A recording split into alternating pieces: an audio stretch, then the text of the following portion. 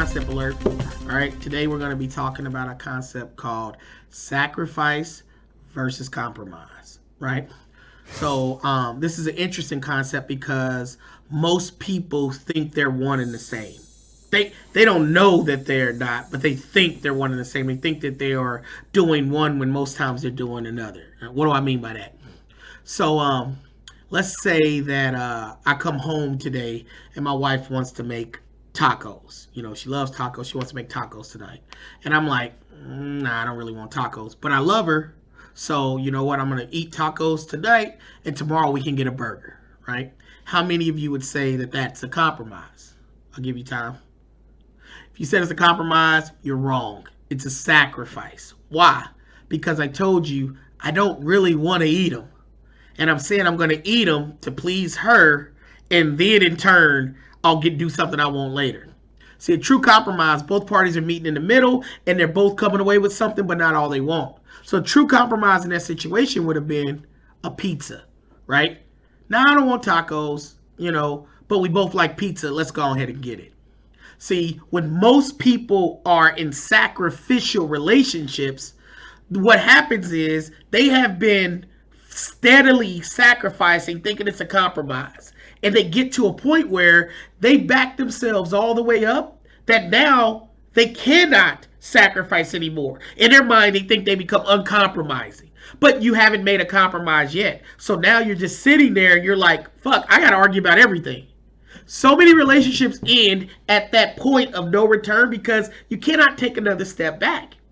There's nothing you can do now. So now I'm going to argue with my wife about organic milk. I don't give a damn about organic milk, but I can't take another step back. So now it's, you brought damn organic milk in this house. What are you doing? What's going on? I can't, because I haven't learned how to compromise. When you're really compromising with someone, you're taking everybody into account, but you have to understand that I have value, that person has value, and it's not about who's going to come out right in the end. It's more about where we meet, what it looks like. That's not to say that sacrifice is a problem.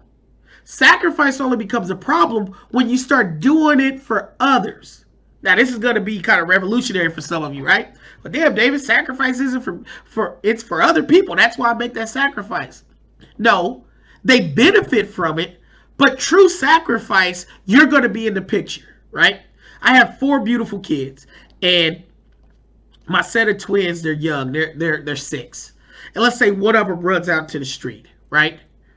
I'm going to jump in the way of a car to save that kid. Well, why? I have 3 other kids, right? I'm a breadwinner. I take care of my family. Why would I jump in the way? Why would I sacrifice myself for that one baby, right? Some of you can say because it's your daughter. But I know that if I get hit, if I get hurt, I leave my kids, all of them, without a father. I leave everybody without me in their life if I make that. The reason why I'm willing to make that sacrifice, the reason why I'm willing to play in that world is because I couldn't look myself in the mirror the next morning knowing I didn't do everything I could to save my baby. My self-image would be attacked. My ego would be attacked. So though my babies will benefit from it, it's still me in the picture. If you aren't a part of the picture of any sacrifice you're making, you're going to get resentful.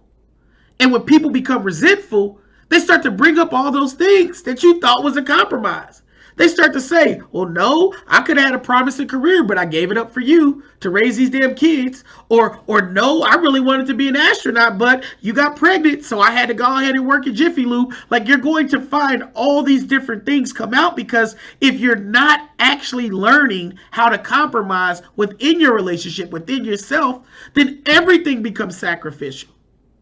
I need you to be able to look at yourself from the stance of wisdom. Wisdom, right? We know how things are created, right? Knowledge, wisdom, understanding, right? Knowledge is data. Data is just collecting as much as you can, having enough information, right?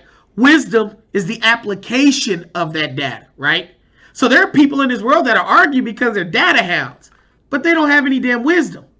They don't know what they're talking about and how to apply it, right? It's a pet peeve of mine as a therapist because a lot of people think what I give is advice, right? No, not at all. David's advice is going to be ridiculous, right? But David, as a therapist, right, my therapeutic interventions, they're going to have some type of clinical disposition. There's going to be a goal we're working towards. There's going to be something I want to teach you, right? An example of that would be, man, I'm with this woman and she's taking all my money, or I'm with this guy and, I don't know if I should be with him because he's abusive and all these things, right? Asking David that question is going to get a lot of David responses, like you should leave him. All those things are there. That's there. But if we're talking about me as a therapist, what I'm going to say is, what about you is comfortable being with somebody like that? Because that's a part of the wisdom that I want you to gain. If not, you'll find yourself in several different relationships, several different engagements. Periodically, people will tell me, I feel like I'm in the same position over and over again. At job, with family, with work. Well, it takes wisdom to compromise. It takes wisdom. So if you don't have wisdom, you've just been sacrificing and you don't even know it. You've been in arguments with the people you love, your spouse, your boyfriend, your girlfriend, and you think you've won. But neither of you know how to compromise. So the next time something comes up, you're going to bring that back up. The next time something happens, you're going to find yourself in that place. So I need you to understand that in order to compromise, there has to be wisdom.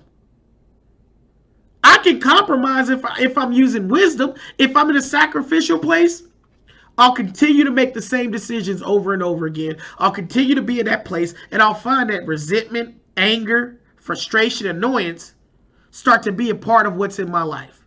So I need you guys to understand, and I do plenty of classes. I teach all the time. This is a very nuanced subject, but the concept I want you to get, that there's a clear distinction between a sacrifice and a compromise. And if you are going to compromise, the other party has to be involved.